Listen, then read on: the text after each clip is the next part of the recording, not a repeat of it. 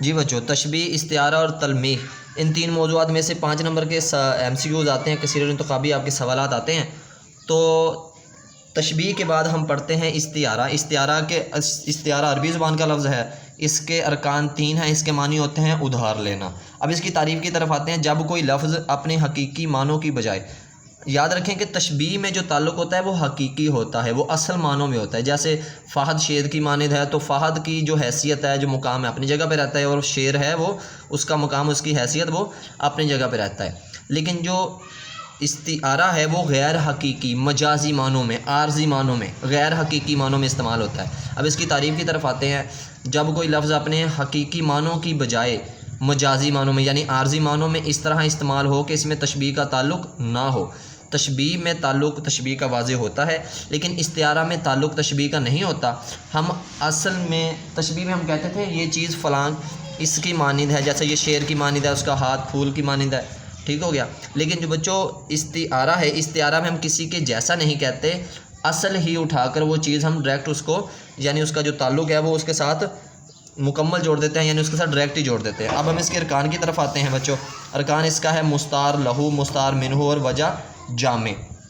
اچھا بچوں، ایک بات یہاں یاد رکھیے کہ مشبہ اور مشبہ بے کو طرفین تشبیہ کہتے ہیں، اور مستعار لہو اور مستعار منہ کو ہم کہتے ہیں طرفین استعارہ۔ یہ MCQ بچوں یہاں سے آ جاتا ہے، بڑا اہم ہے۔ اچھا، مستعار لہو وہ شخص یا چیز جس کے لیے ادھار لیا جائے۔ بچوں اس میں ادھار کیا لیا جاتا ہے؟ اس میں ادھار یہ لیا جاتا ہے، تشبیہ میں ہم کہتے تھے فہد شیر کی مانند ہے، لیکن یہاں ہم نے کیا کہا؟ ڈائریکٹ کہہ دیا وہ چاند ہے، میرا شیر آیا۔ اب شیر حقیقی طور پہ بچوں نہیں آ سکتا، ہم اس کو عارضی معنوں میں اس کے نام کا جو لفظ ہے وہ لکھتے ہیں۔ اصل میں یہ شیر ایک جانور کا نام ہے، ایک درندے کا نام ہے۔ ہمیں ضرورت ہے صرف اس کے نام کے لفظ کے ساتھ جو اس کی خوبی جڑی ہے وہ، تو ہم اس کا نام جو یہاں مثالوں میں لکھتے ہیں، اشعار میں لیتے ہیں، اس لکھنے کو، اس لفظ کے یا اس کے نام کے لکھنے کو بیٹا ہم ادھار کہتے ہیں۔ یعنی یہاں اگر ہم نے نام لکھا تو ہم نے یہ سمجھنا ہے کہ ہم نے شیر کا جو نام ہے وہ ادھار کے طور پہ لکھا۔ اگر ہم نے یہاں پہ چاند لفظ لکھا تو ہم نے یہ سمجھنا ہے بچوں کہ چاند لفظ اصل میں چاند کا نام ہے، لیکن ہم نے اگر یہاں لکھا ہے تو بچوں، اگر ہم نے یہاں پر چاند لکھا ہے تو یہ چاند کا جو لفظ ہے، یہ جو نام ہے، یہ بطور یہاں لکھنے کو ہم مراد لیتے ہیں ادھار لیا لفظ، ٹھیک ہو گیا بچوں۔ مستعار لہو۔ اچھا ایک بات اور یاد رکھیں، جس شخص یا چیز کے لیے یہ چیز ادھار لیا جاتا ہے، کوئی لفظ ادھار لیا جاتا ہے، کوئی نام ادھار لیا جاتا ہے، تو یہ بچوں یاد رکھیں کہ جس بندے کے لیے، جس چیز کے لیے بچوں یہ لفظ لکھا گیا ہے، اس کا نام یا اس کی شناخت واضح نہیں ہوتی، مگر ہم مثالوں سے، شعری مثالوں سے، نثری مثالوں سے، جملوں سے بچوں ہم کیا کرتے ہیں؟ پہچاننے کی کوشش کرتے ہیں کہ یہ مثال کس کے لیے ہو سکتی ہے، یہ جو شعر لفظ ہے یہ کس کے لیے ہو سکتا ہے، بیٹے کے لیے، بیٹی کے لیے، محبوب کے لیے، دوست کے لیے، یا کس شخص کے لیے ہو سکتا ہے۔ یہ ہم نے ایک سینس سے، یعنی جملے کی جو بناوٹ ہے یا جملہ ہے اس حساب سے ہم نے سمجھنا ہے یہ چیز کس کے لیے ہو سکتی ہے۔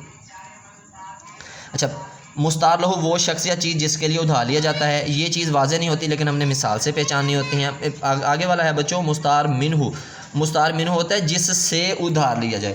اب میرا شیر آیا، جو چیز ہم نے ادھار لی وہ تو یہاں لکھی ہوئی ہے، یہ لیکن جس چیز کے لیے یہ شیر لفظ لکھا ہوا ہے وہ تو یہاں نہیں لکھا ہوا، تو اس میں مستعار منہ واضح ہوتا ہے، مگر جو مستعار لہو ہے بچوں وہ واضح نہیں ہوتا، بس ہم نے وہ پہچاننا ہوتا ہے۔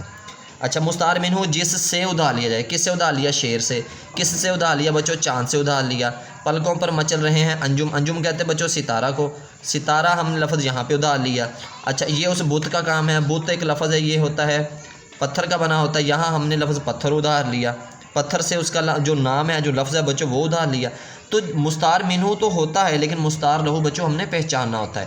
وجہ جامع، اگر میں نے کسی شخص کے لیے شے لفظ ادھار لیا، یہ لفظ ادھار لیا، تو میں نے کیوں لیا؟ میں نے وجہ، وہاں پہ وجہ تشبیہ ہے اور یہاں پہ وجہ جامع ہے، یہ ایک ہی معنوں میں استعمال ہوتا ہے۔ یہاں میں نے وجہ بیان کرنی ہے، یہاں میں نے وجہ لکھنی ہے، بتانی ہے۔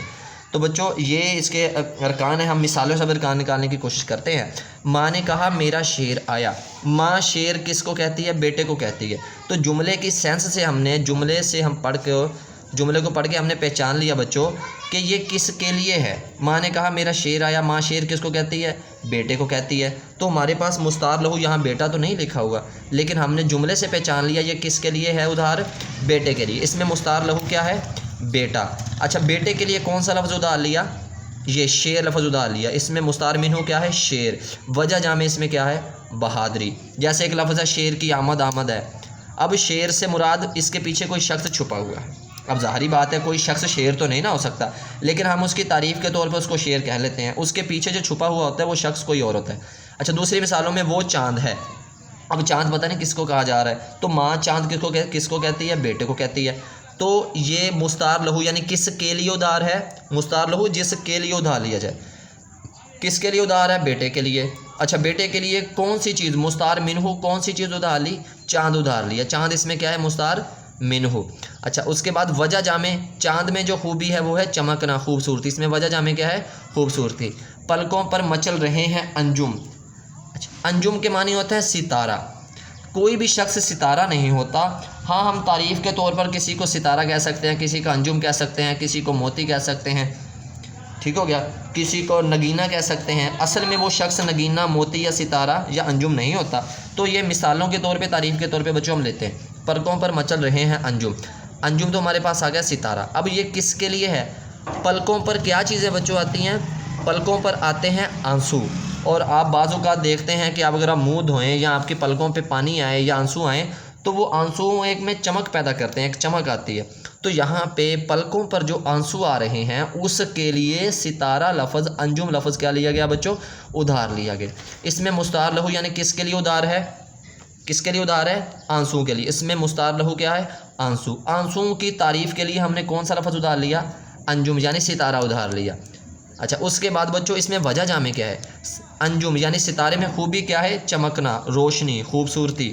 جو چمک دمک ہے وہ اس میں وجہ جامع ہے. یہ اس بت کا کام ہے. بت بنتے ہیں پتھر سے، پتھر سے بنتے ہیں. اور پتھر کی خوبی یہ ہے یہ سختی کے معنوں میں استعمال ہوتا ہے، سخت کے معنوں میں استعمال ہوتا ہے.